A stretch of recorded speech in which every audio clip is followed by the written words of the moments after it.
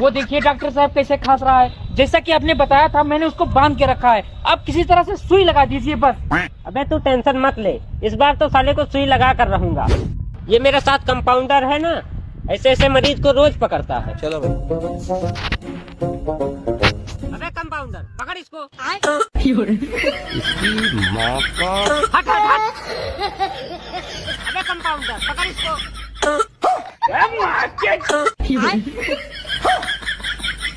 साला तुम कौन बात के कंपाउंडर हो, पकड़ो उसको।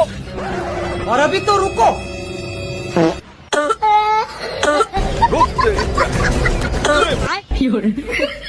डॉक्टर साहब